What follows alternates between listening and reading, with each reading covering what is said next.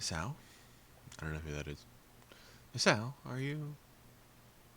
The soft, barely audible voice lingers in my ears, slowly waking me. I wish I could be awoken like this more often. It's either Lily or Hanako. Unless it's some random...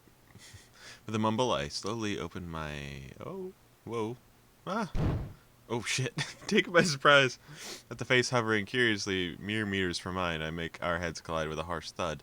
The impact of our foreheads causes both of us to fall backwards and yelp in pain, Lily sounding more like a squeak toy than a person. Ow. Ow, ow. I slowly rub my forehead with one hand, supporting myself with the other. Lily lies a few feet ahead, just doing the same, her face obviously pained.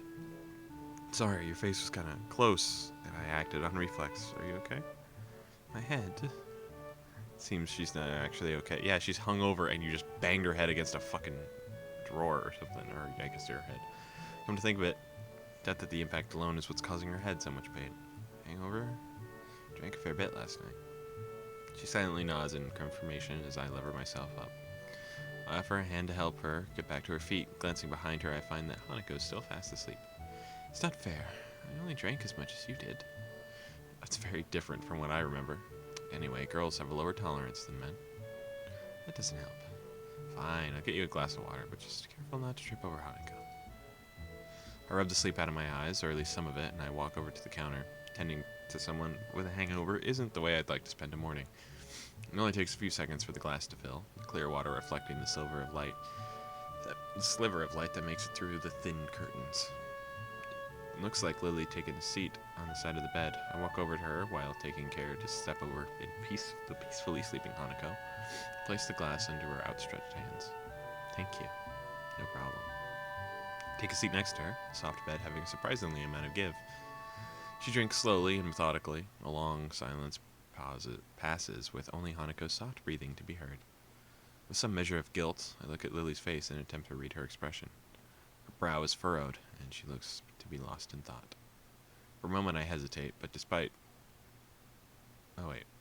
For a moment I hesitate, but eventually place a hand on her shoulder in an attempt to reassure her. I didn't expect her to flinch, rather than noticeably at that, though. Sorry, I didn't mean to. Lily quickly shakes her head in a manner somewhat more violent than usual for her. She takes a long breath to steady herself before letting her head sink. I must look horrible right now. I moved to protest, but quickly realized that it would be futile to do so. That said, I want her to open up more.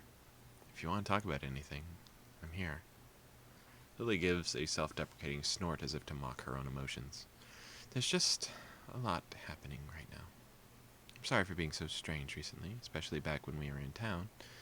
Even now, I'm a bit confused about everything.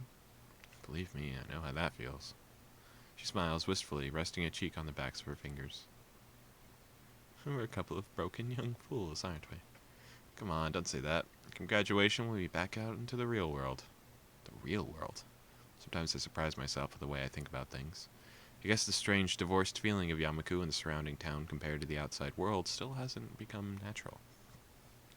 Maybe it never will. It's strange, in hindsight, being isolated from society like this doesn't feel as bad as it probably should. A wry grin on her face, at least seems to share the same sense of amusement at the idea. I was just thinking about this. We haven't seen any adults that have graduated from Yamaku. And I know that for some, the life expectancy might be a little shorter, but I feel like that would help Hisao come to terms with things a little bit. Like if we go into town and see somebody who doesn't have an arm or something, and then he realizes oh, they graduated from Yamaku. There's life after Yamaku. People graduate, people just become normal parts of society. I feel like that would help him come to terms with something, his future dread, or whatever you want to call it. Maybe I never will. Strange isolated. Eventually, though, her smile drops. I'll be going back to Scotland for a week or two soon. Is that why we had to reschedule Hanako's birthday party?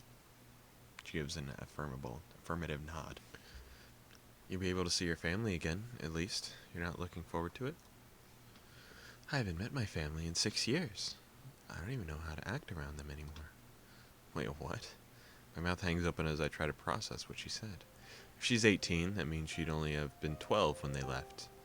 I may have seen very little of my parents. Oh, that's right. So that's why she was with Shizune so much. That makes sense.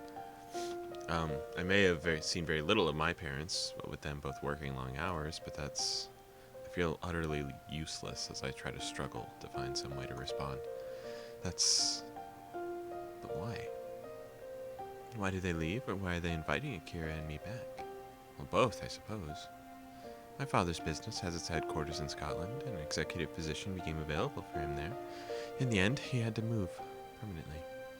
My mother followed him, but Akira and I stayed in Japan for the sake of both Akira's job within the Japanese branch of my father's company and my education. As for the latter, one of my aunts is gravely sick. Oh, I'm sorry. Don't be. Feels strange, really, but we're being summoned there for her, yet we've barely met before.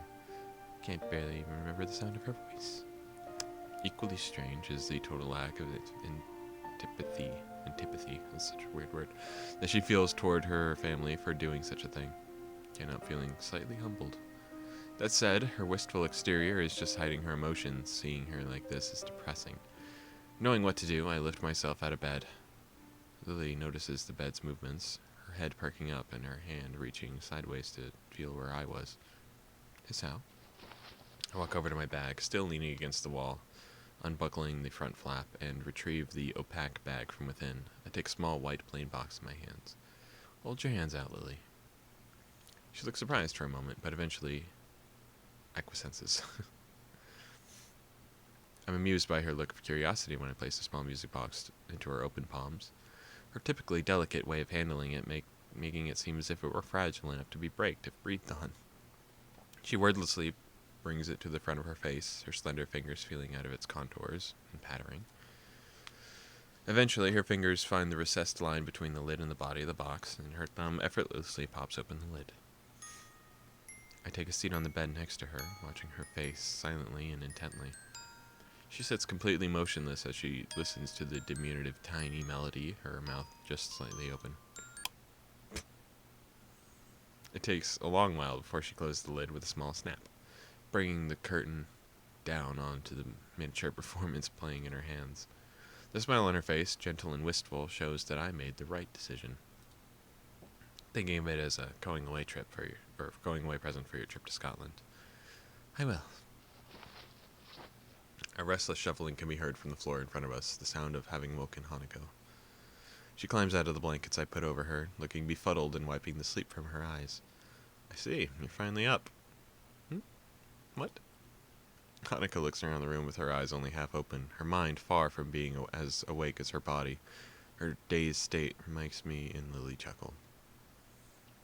Lily gets off the bed and tends to Hanako. I take one last look around the room. Guess I'd better get going then. There'll be questions if I'm seen leaving the girls' dorms in the morning. Goodbye, Isao. No, goodbye. I stand to walk to the door, picking my somewhat lighter bag along the way. After I leave the room and enter the hallway, though, I hear Lily's footsteps behind me. Sorry. Is that a word? Is she gonna kiss? She strides up to me.